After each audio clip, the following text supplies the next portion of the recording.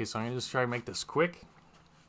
So if you have a birthday, the only logical thing to do is take that number that you're turning, take out some cash from your wallet, and go to the casino and bet on that number at the roulette table. And then when you get that money, you're going to go straight to the gun store and you're going to buy whatever is in sight. And I turn around and I see this little thing. So this is a Chiappa bandit bootleg, I think they call it. I'll have to get the name and put it up, but I'm pretty sure that's what it's called. But anyways, so I was like, it's this short. How is it in Canada and how is it non-restricted? What is the thing behind it where it makes it legal and this short? So anyways, I buy it. Don't ask anything about it. I just buy it. And so I'm like trying to rack it and it won't go. And then I cock the hammer and it racks super easy. So I'm thinking, okay, so that's the thing behind it. That, which are rocks in my glove. So that's the thing behind it that makes it this short, is you have to rack it and then it'll chamber around. But that is not the case. It is just super stiff, mainly because it's brand new and it's like usually you'd have the buttstock in your shoulder and then it would like rack super easy and then it would just break in that way. But since it's so small and you're like holding it here and then like that's the center of the gun is holding it with this hand, so it's a little bit more difficult, but it'll just need time to break in. So but it's definitely noticeable that you think it's that is the trick behind it, but that is not the case. So it is just like any other lever, it just racks, but this one needs to break in a little bit more. It's stiffer than most guns that I've used before. But anyways, super short package. It's got like the duckbill grip, I think they call it.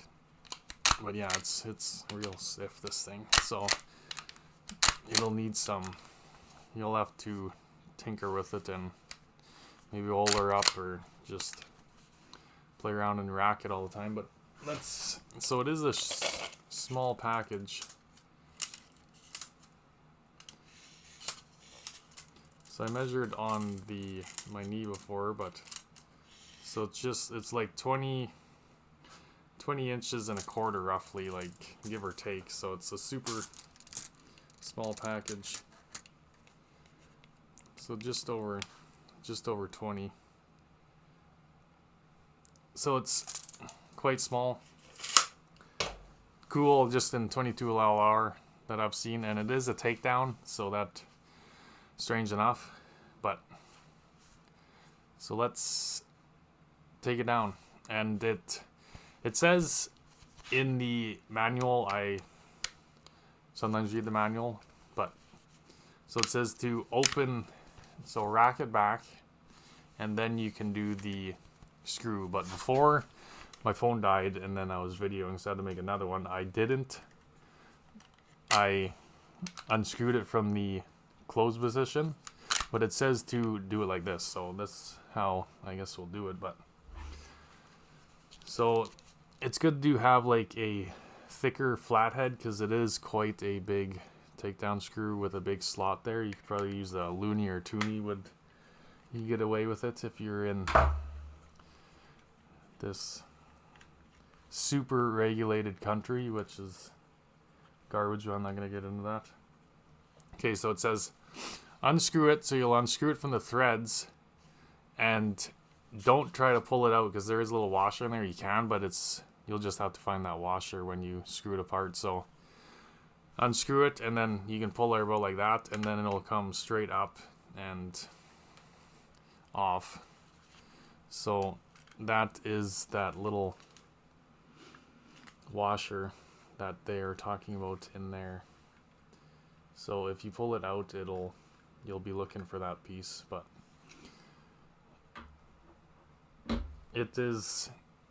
it probably over time that thing will come off quite easily, but right now it's kind of captive in there. So I'll show you right now, but this is how it should look before you disassemble it. So that was a real good close-up of my face, but so that is the hammer right there. It's kind of hard when you're mirroring it here, but that's the hammer right there, and that's part of the bolt carrier right there. So I call it the triangle, and then that's the hammer, and there's the lever. So you'll want them to straddle the lever when you're mounting it properly, and the hammer will protrude out the back, or I mean the firing pin. So there you kind of gotta fiddle with it a little bit, but it will pop out decently easy. So there's that triangle, and there is the hammer. I don't know why I keep saying the hammer, the firing pin. So there it is, and that's got to be in front of the lever. You'd probably go for a clean, but I am not going to clean it. So it's pretty straightforward. This is probably about how far I'm going to disassemble it, but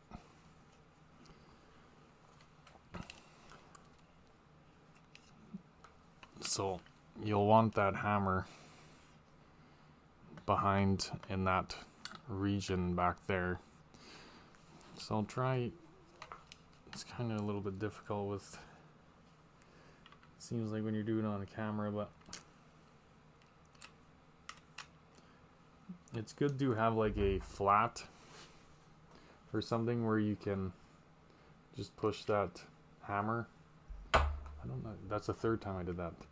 The firing pin back instead of using your finger, but I just want to make sure that it's behind the lever, and it'll protrude out the back there. So it's pretty straightforward. And then putting it back in, you'll use that little lip at the front to go into the little notch in the receiver there, just like so. And then it will sit flat, so you won't have to screw it together. It'll sit nice and flush. It'll sit like how it normally would, and that screw will pop out. So if it's binding and you're screwing it in to tighten the whole gun together, you're doing something wrong. So it should line up properly, and then you can screw it in. And you don't need to go super tight with this thing. Just nice and snug. So just a little 22, and if it does start backing off, you can it's big enough you can use your hands. So it's just a little gun, so you don't need to go super tight. And you can fit 9 in here. When I tried sticking 10 in there, it was like right there, so it's needed just that extra little bit for it to fit 10. But so it's close, but you don't really want to crunch that spring down there. So fits 9, 1 in the head. So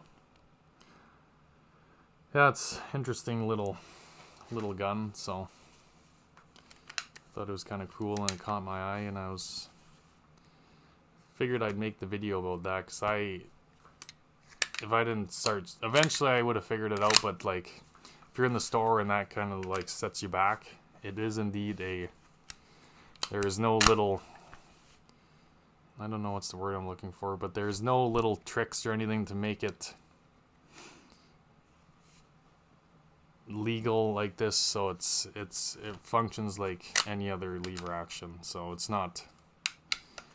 there's nothing that causes it from not racking. It was just super stiff, and it just needs to get broken a little bit. So if you're looking at getting one of these, they're kind of interesting, and that's why I wanted it. So I paid a little bit more because it was in a town in northern Alberta. So I guess that's just what it is. I paid a little bit extra, but I seen them for like $4.50, $4.30 or something. So I paid $500 for mine. I didn't even know they just came into Canada, but I haven't really seen any videos about it, so I figured I'd make this one, but haven't shot it yet. Don't know how it shoots. It just got regular sights. I don't know what you call these specific ones, but just irons. So yeah, maybe I'll eventually shoot it, but so the quality of it is, I seen like there's a little bit of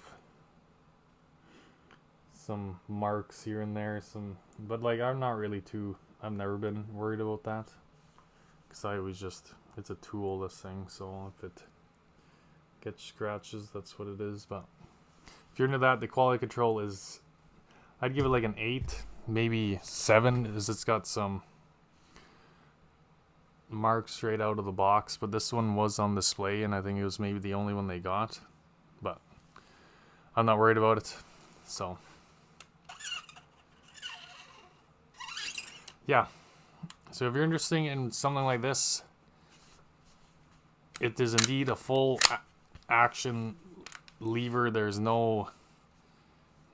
nothing's like, I'm going off from like the Black Creek Labs howitzer, that it's that short because you fold the stock, it won't make it fire because that little tab blocks the safety. So I thought there was something going on with this thing, but it's not. So it's short and it is stiff. So hopefully you enjoyed the video. If not, whatever, I don't care.